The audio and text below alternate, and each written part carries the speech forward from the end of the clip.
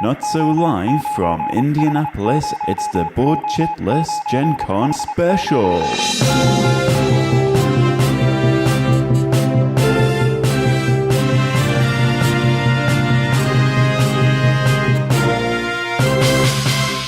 Hey there, chitheads, and welcome to a very special edition of Board Chitless. Tristan's been hard at work all week, roaming the halls of GenCon and interviewing the great and the good of the board gaming community. Before we cut away to those interviews, however, let's talk to the man himself. Tristan, how are you doing? Yeah, it's been lovely, thank you. I'm sat in a hotel room at the moment. It's the final day of the show and all the halls have closed and everything, so I've just nipped back here before going out for a meal tonight with some people. But the air conditioning in here is kicking in and out, so if you hear a loud humming intermittently throughout this, that's what it is. But yeah, no, the show has been absolutely fantastic. The people here are really lovely. Just like walking through the streets of Indianapolis, you get people smiling and saying hello, and they're all very polite and everything. So, and the show itself has been amazing. It's about 3 times bigger than UK Games Expo. So I think last year there was about 60,000 people here. This year I counted at 11 million. Yeah, 11 million. That's probably just the plane going out there, isn't it? It's absolutely vast. Just trying to keep up with some of your Facebook pictures. The halls look absolutely amazing. Like it's like you're going from aircraft carrier hangar to aircraft hangar.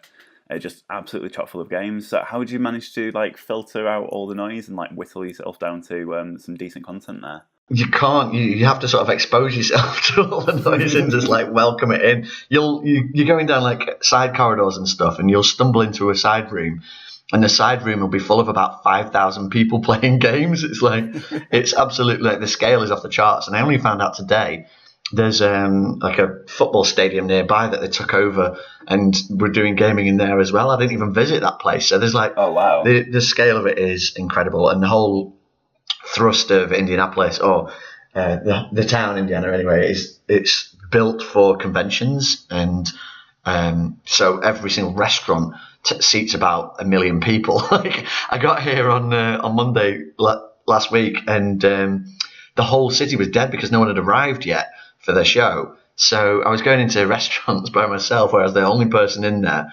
And then as the show's gone on, you go in and the same exact places are literally overflowing and turning people away, and the streets are heaving.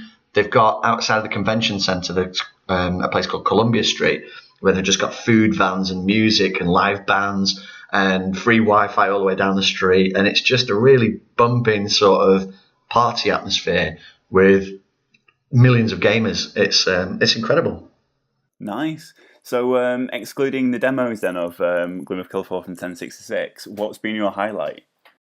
Well, everybody's here, so it's been amazing going up to see like all the designers that I'm a fanboy of and getting a selfie with them, and chatting to people like the Sadler brothers, and I ran into Adam Smith from Rolling Solo, so we've like been hanging out and going for drinks and stuff, and like a bunch of other people that we've met along the way, and everybody's just, I think because everybody's in the same boat, people are just so willing to sort of talk and share the time with you and stuff. So there's this great camaraderie type feeling where you meet all these industry people who are just delighted that you want to talk about games or just shoot the breeze kind of thing. So it's just a really lovely atmosphere, and it feels really personal, even though there's tons and tons of people here. Like it's in the mornings, I've been skipping the mornings coming in because it's just like a wall of flesh. It's like everybody queues up in the corridors, and it's just insane. They have a big like American style countdown where there's a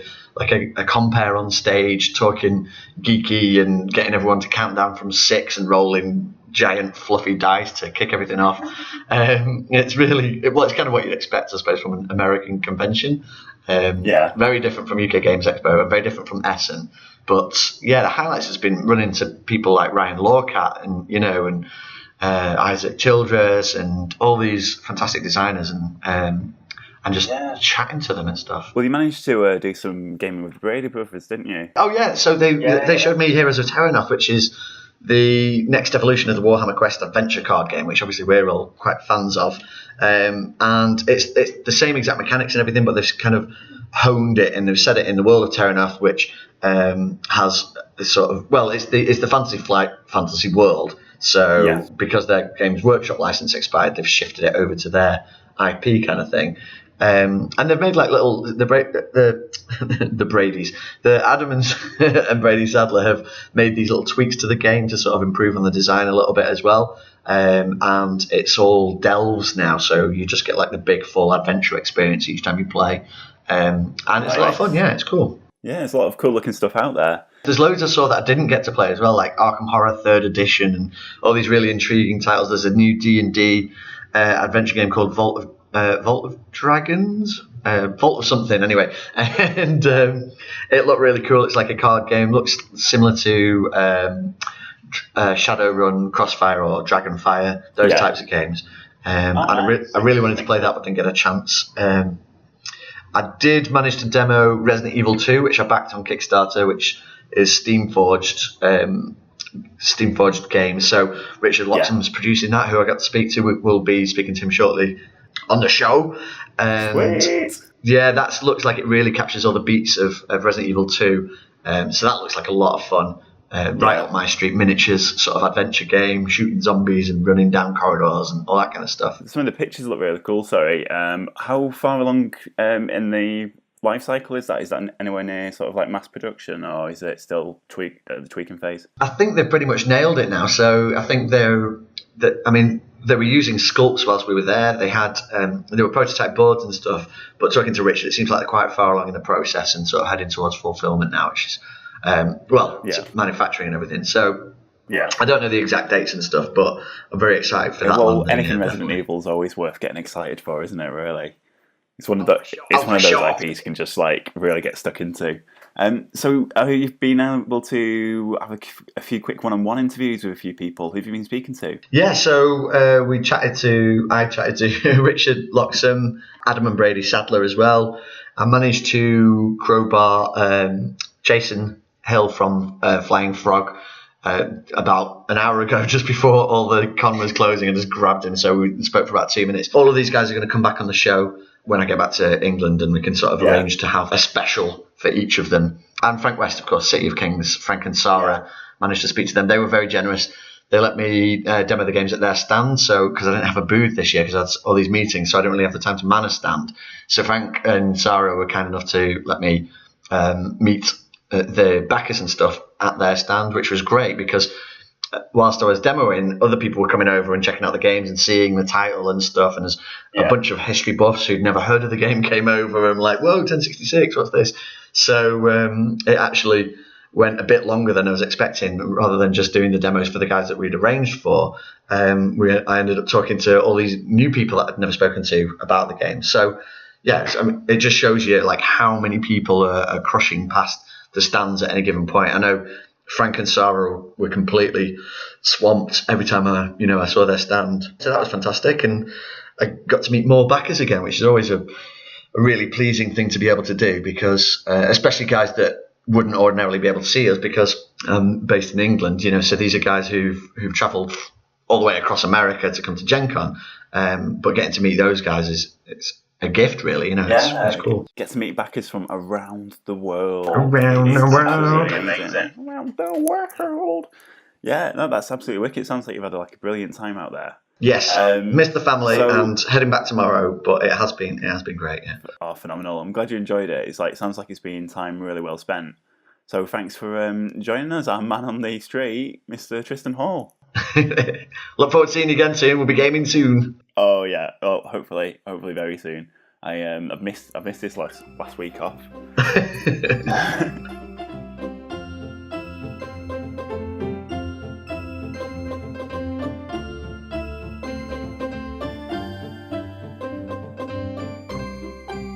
Okay, so we're here at GenCon with Adam and Brady Sadler. Hi guys, how you doing? Hey, good. How are you doing? Yes, very good, thanks. Very tired, and as I'm sure you guys are, you're not sounding as hoarse as I'd expect you after. I stopped talking like the last hour just to try to get some of that voice back. Just glaring at people instead of you just shove a bunch of cough drops into your cheek, and like one at a time, you can let them go down your throat, and you'll be fine. Just absorb them by osmosis. Yeah. So, can you tell us which games you've been hocking this year? Because you guys have had two hats, haven't you? Been flitting between stands. Yeah, so just tell us a little bit. We've been bouncing between Fantasy Flight Games booth and Blacklist Games, and doing a lot of demoing for Street Masters at Blacklist Games booth, and we've been kind of just going over to FFG's booth to talk about our Heroes of Terranoth game. They've demoing it over there, but they have a demo team, so we can just kind of hang out and talk to people. Just be the star designers, not actually demo minions. We're just a table piece at that point. So. And are you finding it's getting good traction? Is it being exciting reception? I mean, it's a really busy con. There's lots of choice for backers and stuff. But yeah, they seem to like it, and especially people who played Warhammer Quest, the adventure card game. They've been waiting a while. So. Yeah, they were really excited about it, and they said that it lived up to what they wanted. So it's good to hear. So. I mean, spoiler alert, I played it with you guys, and it is awesome. And you've basically taken the Warhammer Quest mold and sort of honed it a little bit, I guess, and maybe refined it some. Yeah, for sure. Yeah, it's little minor things, but I think like the quest designs themselves are more fluid. It feels like you're doing more each turn, and and the customization you have between like picking your hero and your class, I think it adds a lot of that RPG element to a small card game. So. And players that are familiar with the Delve Quest from Warhammer Quest will get a feel for how Realms of Terranoth or Heroes of Terranoth will play, because every quest is like that, where you progress within the quest. Yeah, I think that felt, from a personal point of view, that was like where the game was at kind of thing. Yeah. The other ones were like slowly introducing you to elements and moving you along the story, but the real meat was doing a delve and just getting stuck in, because you get all the different monster types and everything, right? Yeah, you see more monsters coming out, and you get to focus more on the combat and stuff, and it's less about like the big picture of like what happens after this quest. It's more just what happens in here. It's the whole experience in that one quest. I think it's more satisfying that way, I think. Cool. And from like a design space point of view, how is it for you guys competing with the Sadler brothers from a few years ago, and sort of bringing new heroes and abilities and stuff? How was that experience? It's actually refreshing, because when we first did the Warhammer Quest, it felt like we might have hit like some kind of roadblocks with the design space, but like once we had this option to kind of like revamp a little bit of it, and like I think we opened up a lot of doors for design space. So now you can do a whole lot more than what's in that core set. So we're looking forward to kind of pitching some expansions. We already have a few ideas we're kicking around, so look forward to them. Exciting stuff. Okay, and you've also had a demo copy of Brook City available. Yes, it was a little prototype copy, just so people can get an idea what's in the game. We weren't running demos of it, but we were kind of running people through how the game would play. Doing overviews and showing them what expansions might have, and giving them the theme of everything. So they kind of just got a broad overview of the game line itself. So it went over really well. People were super excited. We got lots of late pledgers hopping on board, so it was definitely worthwhile for sure. So how easy has it been keeping all these games in your head at once? Because you've got Brook City, you're pitching, you talk about Street Masters, Heroes of Terranoth, and then I know you've got projects in the pipeline that you're working on currently, which will be the ones that are in your head the most at the moment, right? And you're writing a book or something, yeah, Brady? we're both writing. You're both writing it together. We're co-writing our first book, because I've written a book before, and I've always been the writer, but Adam's co-writing this one with me. So we've written enough rule books together. We figure we might as well be a little more creative with our writing. Fiction, yeah. So and how the hell are you doing this? Is there a third twin we don't know about? A triplet? I don't know about that. He's Canadian. But yeah, I think it's challenging for sure, because the reason we were demoing with you was because we hadn't played Heroes of Terranoth in months, and we have a live stream tomorrow, I think, to play through it, and we want to make sure we don't mess it up. So luckily, the fans will jump on and no, you can't do that. Well, for me, it works is I read rule books for a hobby. I just like reading rule books, unlike some people who hate rule books. You're a nerd. Yeah, I know, I'm a total nerd. I just get I get really psyched about revising, going back to revisiting old rule books, so catching up in the old designs. Well, we're weird designers in that case anyway, because most designers will tell you they hate writing rule books, it's the worst part. But I think it's almost the best part for us. We love writing rule books. Yeah, so. sure. Really? Yeah. No, I hate that. I always get someone You're not alone. You're in the majority. We're the weird ones. I think it's a different skill set entirely. There's designing a great game, and then there's designing rule book where you can translate all the information that's in your head and have somebody digest it more easily. And that's why we're bad game designers. We have a process that's very boring. We typically write as much of the rules as we can right from the beginning. That way, as we're playing our own game, we're referencing the rules and making sure we're doing it how we thought. And if we're not, we fix the rule book and print it off and do it again. See, I could learn from this. These sounds like tips that makes things consistent and cohesive. Don't say if they're good or bad tips. So. You gotta filter through them. Right, I know you guys are hungry, and I want to thank you for your time, and it's been great seeing you at the show, and hopefully we'll see you at UK Games Expo sometime. Heck yeah, looking forward to it. Yeah, awesome. Cool.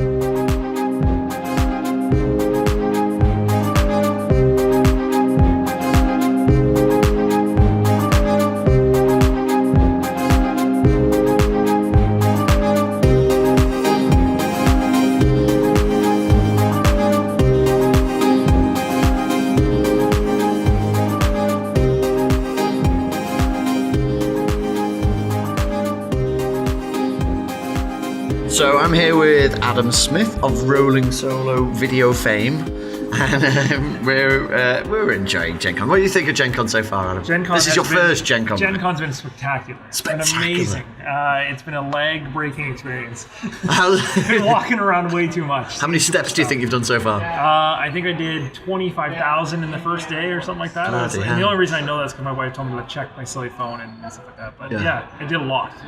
And what was your first impressions upon walking in and seeing 60,000 people in an air hangar full of games? The craziness was that I was already inside the exhibition hall when it happened, so I got to watch them all run past me, and I felt the wind as like everyone moved into the convention. It was crazy. So you could feel the energy. People were excited, and then you could actually feel the breeze. And it wasn't a joke. It was literally wind hitting me. I was like, oh, this is kind of nice. And then all of a sudden it turned to like, no, this is bad. There's too many people.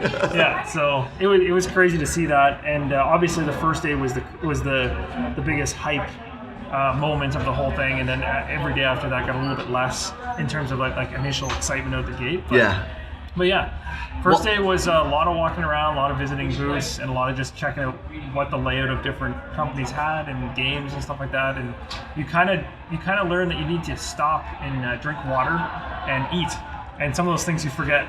Yeah, definitely skipped a couple of meals. Although, to be honest, given the portion sizes, it's probably not done me any harm to skip breakfast here and there. I think I pushed all my meals like maybe like an hour or two, maybe even 3 or 4 hours. And my dinner I didn't eat until 11 o'clock at night. That was way shocking. After GenCon had closed. So that's supper at that point. You start going, no, games all the way, shut down the eating, and you know. And what games have been your highlights so far? What has caught your eye?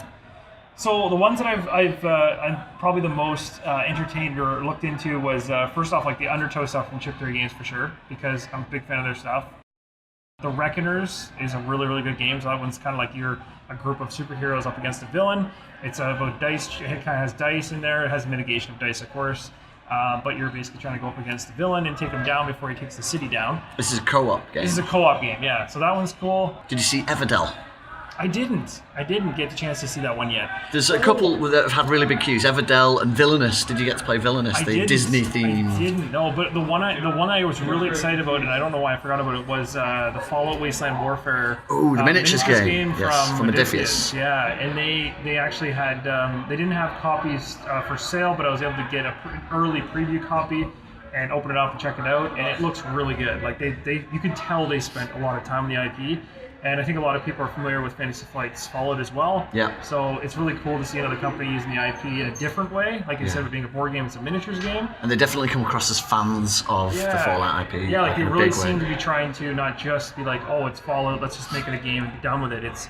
They're really it seems like they're pouring their heart and soul into it, and they're also creating a really cool narrative to the game, so that if you're playing solo, you can actually connect your scenarios together. You kind of have that settlement in between each of those scenarios. So you kind of build up a settlement. It kind of has, and I don't want to compare to Kingdom Death Monster, but that's kind of the campaign. Yeah, a little bit settlement of that. Building. Yeah, I think they took a little bit from Kingdom Death in that like intermediate in between scenario, and say like, okay, well, how many people are at your settlement? Do you want to build stuff for your settlement? Upgrade your guns. So it's not just like typical miniature games where you put two sides on the table and battle it out till you're dead. Yeah. So they tried to add a little bit more for the solo players, because that's usually ignored in miniatures games. Definitely, for sure. It requires a lot of effort to make sure that the solo miniature enemies, the AI or whatever, all work in tandem. You know, and that they can bring that together and not be too basic, like games like the D&D Adventure System games were always accused of being too basic in the implementation of the AI and stuff.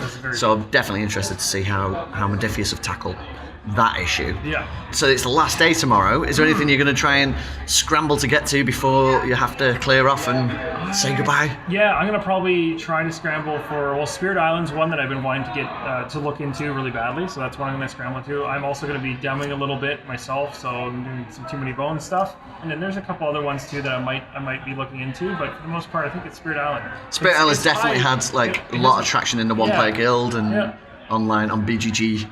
I'm curious as to what it, kind of how What's it plays. it all about? And there's also, from what I've heard from them, because I talked to them today, was that they already have one expansion out for it. I think it's called Breaking Claw, if I'm not mistaken. Okay. And then they're planning, I think, on doing another Kickstarter in the future that's going to add more content to the game. So that's what kind of got me going, they're not just going to pump it out and be done with it. It's obviously gaining enough traction. They're going to continue to add more to it. So I'm like, maybe I need to check this out. Cool, good stuff. So we can expect to see a rolling solo playthrough video of Spirit Island That's soon. what I hope. That's what I'm aiming for, yeah. Cool. Okay, well, thanks for spending time with us today, Adam. Have a brilliant time at the show. Yeah.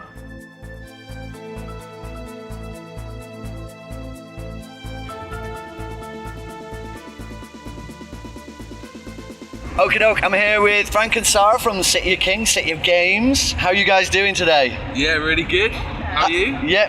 Good, really good. Really tired, really hot. It's a bit warm here, isn't it? It is a little bit warm. It's a Saturday now, so you've had a bit of time to sort of settle into the show and everything. How are you finding it? Yeah, no, it's been really good, really non-stop. Sara's not stopped doing demos all weekend long. I'm quite grateful that I still have my voice. I wasn't too sure I was going to be by the end of today. Hopefully I'll make it through to tomorrow. Yeah, your voices sound suspiciously good. Were you using sign language to teach people the games or something? Yeah, I'm kind of like, just tell them, just get going. They'll just do it all themselves, so I just tend to stay quiet for the rest of the time. She's so good at demoing now, it takes her like 2 minutes and they're off and they're playing, whilst I'm there just shouting across tables all day. So are you finding a lot of traction with Vedoran Gardens as well as City of Kings? Yeah, no, it's been really, really good. Like, obviously City of Kings has always been our bigger game, but being here with Vedoran Gardens, it's so nice. Like, people are stopping it, and I always kind of like stop for a minute when they're like, I want to know about Vedoran Gardens. Like, hang on, what? But it's great. Like, so many people are coming by for it. And how are you finding the Americans crowd? Is it different from? Would you say is it different from UK Games Expo at all? The language barrier is insane. I mean, I'm here speaking English, and I don't understand what they're saying. And that shouldn't be the case. Well, you say that. I actually have been struggling a little bit. There's been quite a few times that I've been like, excuse me, can you say that again? Because they speak too fast, and I just can't go.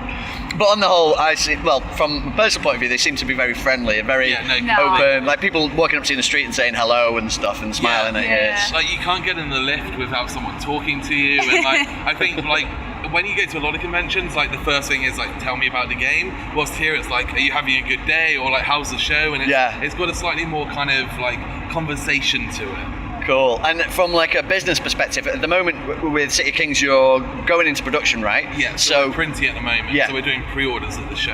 Okay. And it's been fantastic. Like you always worry when you go to a convention that when people say you're pre-ordering, they're just going to walk by. But we have had queues and queues of people, and it's been so much better than we expected. Yeah, that's been really good reception. Everyone seems to really be interesting to pre-order, and everyone seems to be really looking forward to the game, which is the best we could have hoped for. So now I just have to hope that these dollar notes they're giving me are real when they're not from Monopoly. It's not pretend money. Yeah. No, I mean it looks like from walking past the stand a few times, I've had the pleasure of being able to walk the hall a little bit, and you guys have been swamped every time I've come over. So that's fantastic. Yeah, it's been quite good. It's great. Yeah. Like, I couldn't ask for any more, and like I don't know how we could do more, if you know what I mean. It's like just non-stop. Yeah, I mean, well, are you still ready then for the final day tomorrow, that final push?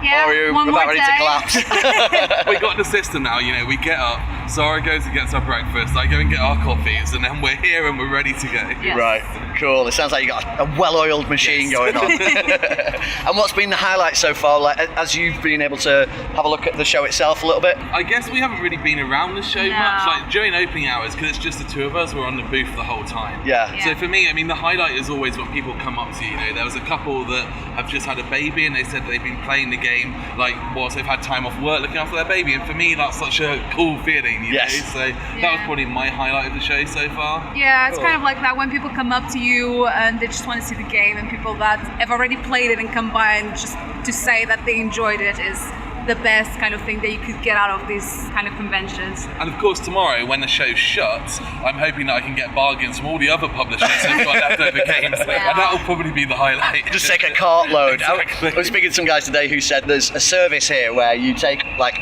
40 pounds weight of games, go and dump it on them and pay $50 and they just take care of it for you. Wow. So there's part of me thinking, I wonder if they do international shipping as well. And that way I can take my clothes back in the suitcase.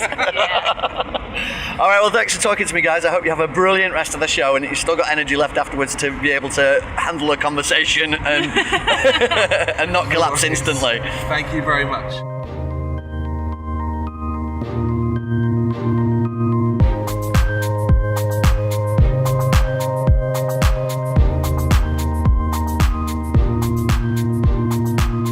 I'm Loxam, I'm the CEO of Steamforged Games. So we make cool games for gamers, simple as that. Absolutely, yeah. So we're here at Essen. Essen. Oh my God, let's go again. GenCon. That shows you how tired I am from the jet lag. That's my excuse. And we're in the booth, in the events booth. In the events booth, Steamforged. We got the kind of makeshift meeting room, basically. So. It's awesome. It's a great use of space. With the stock and everything, and random drinks. Yeah, I was just over at the stand before, got all confused by going to the trade stand, but I was just drooling over all the miniatures and the gorgeous bits and pieces. We've done a podcast on Dark Souls, but we're going to do some more stuff. Yeah, absolutely. We've got the Way 2 landing, so that's going to be cool. So yes, very exciting. Everyone's excited. I've seen all the new boxes. monsters. Yeah, everyone's seen the boxes arrive now and that. So it's been a long journey, Dark Souls, for us, and we've learned a hell of a lot as a company with that kind of product. And, I think it's any company that has that kind of success has to go through those stages, and I think we've made mistakes, but we've also learned from them and now messaged that correctly. And I think we've seen that with our Resident Evil and other projects that just people now believe and trust that we are back on track where we need to be. So it's good. Can we talk a bit about some of that long journey? Let's go back to the very beginning and obviously 4 years ago. Is it all? That's all it is. Yeah. So 4 years ago, 2 years before that, me and Matt were working, because Matt lives in Essex and Chelmsford, so we were on Skype talking about a game. We were playing a lot of Blood Bowl. And it was like, what would it like if we took Blood Bowl and took it off a grid and had a really free-flowing skirmish kind of game? And we're like, well, that sounds quite cool, right? At the time, War Machine was quite popular, we were playing a lot of it and that, and there's a big miniature game focus. So we batted some ideas around. We were working on Vassal on Skype and trying to mock up an idea, and we get home from work. I was a teacher, and Matt works in the video game industry. And about 7 o'clock, 8 o'clock, we'd log on after tea and literally worked till like 1 in the morning every night for about 2 years. Just putting together a rule book and idea, and then we put a couple of grand in each, for Guild Ball to see what happened. And we made 120 on the Kickstarter. It launched that. £120. 120 pounds, yeah, 120 grand. It was 30 grand by the second day, so it was really strong. Bloody hell, that is awesome. For 2 unknowns. So from there, we were able to really kind of ramp up the business, pump it into stock. So that when we delivered the Kickstarter, we didn't have this 8 or 12 month wait for anything else. We straight away hit retail, and that's what helped us really. We were selling out every single month. We could not make enough products for Guild Ball. And then obviously Guild Ball just grew and grew. In the space of a year, it was up to £1 million revenue stream. Insane. We've gone from teaching to full time on this. And Matt, left his job as well. And then Dark Souls come along, we were talking about that, and it was like, well, it's a good opportunity for us. And how did that come along then? Were you approached? So Matt's got a lot of connections in the video game world, and we went to a licensing fair, and he met up with one of his connections there from Bandai. And we kind of said, look, we're a new company, but we've got great ideas, look what we could do. I remember we were able to get a prototype ready to go to Bandai in the space of 4 days. So we had a 3D model printed of the dancer, we had our sculptor working on it overnight, and we had it printed overnight and doing literally mock-up things. And we took this prototype, and that was the start of the whole journey. So Bandai, amazing, trusted us and with the IP. It went far beyond anyone could ever dream, like in the first day. You can't ask for that. It's still the biggest UK Kickstarter existing. So it's amazing. Congratulations, by the way. It's well deserved. So, and that created an immense amount of opportunity, but an immense amount of problems at the same time, right? So, and we have to logistical problems scaling up as well. We're going from a 2-man operation essentially to what is what we see now, which is a full. How many men now is it? So it's 45 staff over 2, UK and Seattle. it's a global entity now. You know, we have full trade work. You know, global distribution network. You're an international entrepreneur now. Something like that. Yeah, it doesn't feel like it. So don't feel like it, but yeah, it's awesome. So you know, and then obviously with the Dark Souls success, getting the core game out was a big challenge for us. We got that out, and now starting to deliver the Wave 2 and then eventually the Wave 3 coming after that. We're in a real nice shape basically to start to deliver. Resident Evil's coming out in November. We've got God's here on the way. Horizon Zero Dawn's just been announced. That's our next big IP. Is it? Yeah, wicked. The board game's announced for that today. So we've got Mo's in the Cabinet over there and the GenCon. Everything's looking great. So touch wood, we can continue on how we're doing. So yeah, fantastic. No, I'm really excited about Resident Evil as well. Yeah. But you specifically went for Resident Evil 2. Yes, you talked to us about whys and wherefores. I think it's not a coincidence now that the cat's out of the bag about the remake of Resident Evil 2. Yeah. And obviously when we're talking to Capcom, we were working with them. Yeah. And they were saying, Resident Evil 2 is the title you want to look at first. And we're like, okay, all right, we'll trust you. And obviously it's kind of a fan favourite anyway. It is a real fan favourite, and the fact we can do a nostalgia twist on it, and that was great. So, you know, I think we'd be foolish not to visit the others though. So I think there'll be some exciting stuff next year. Will we see the Nemesis turning up? You never know, right? So it'd be crazy not to. That's the line we always say. So yeah. Brilliant, fantastic. Well, best of luck with everything. Thank you. Great catching up with you, Awesome. and let's speak again soon. No worries.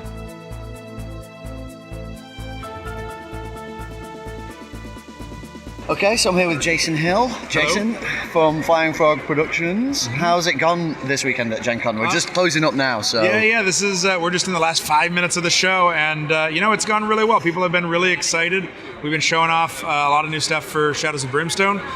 We had the Blasted Wastes, which is the newest other world, which has that alien blasted wasteland, but also the canyons for the Old West and 4 new enemy types. So people have been pretty excited about that.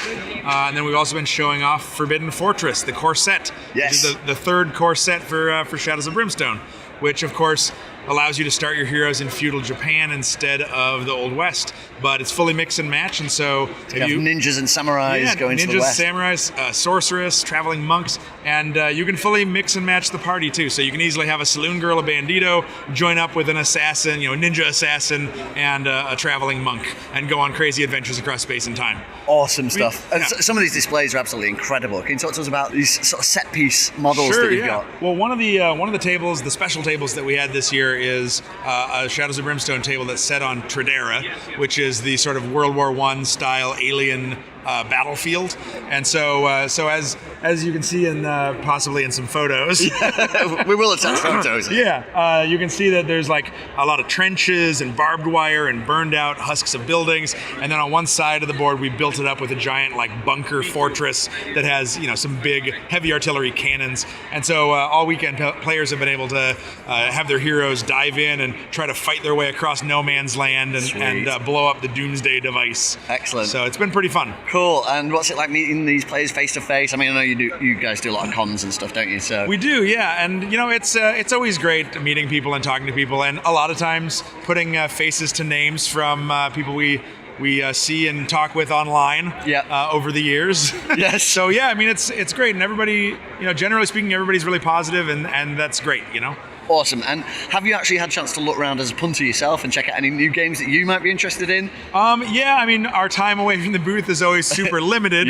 But yeah, I mean, we got a chance to go around and check out some of the new stuff. I went and grabbed a copy of 5 Minute Marvel and nice. and a few other games, Thanos Rising. Yeah. Having a lot of fun with that one. So there's a lot of cool stuff out there, and it's always exciting when we can steal time to get away and pick up a game or two that we can become a gamer again, and not just a publisher. Exactly. And get those late night game sessions in the hotel, on Friday or Saturday night of GenCon, Awesome. Well, it's been fantastic speaking to you, and we'll catch up again after the show.